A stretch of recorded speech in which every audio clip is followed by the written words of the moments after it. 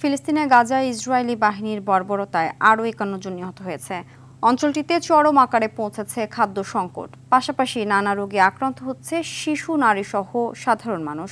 এ অবস্থায় মৃত্যুর মিছিলে যুক্ত হচ্ছে একের পর এক ফিলিস্তিনির নাম। তবে ইসরায়েলের দাবি, গাজায় মানবিক সংকটের কোনো প্রমাণ নেই। বিস্তারিত রাকিব হাসানের রিপোর্টে। একনল হ্যান্ড ওয়াশ ১০০% প্যারাবেন ফ্রি, তাই নিরাপদ হাতের জন্য আস্থা রাখুন একনলে।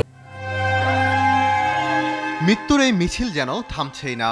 ইসরায়েলি বাহিনীর বর্বর হামলা, খাদ্য সংকট, চিকিৎসা ও ওষুধের অভাবে প্রাণ হারাচ্ছে ফিলিস্তিনের সাধারণ মানুষ।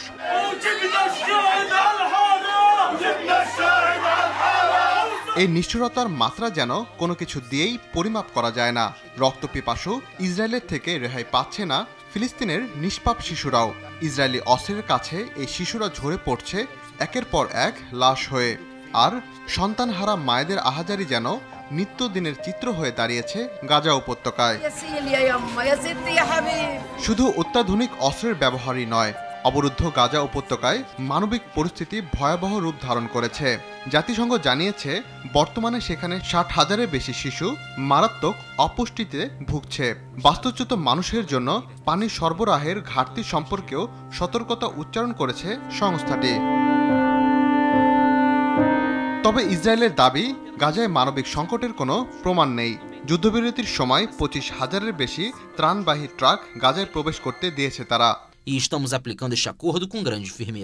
যদিও আন্তর্জাতিক মানবাধিকার সংস্থা, জাতিসংঘ এবং স্বাধীন পর্যবেক্ষকদের দেয়া তথ্য সম্পূর্ণ ভিন্ন চিত্র তুলে ধরেছে।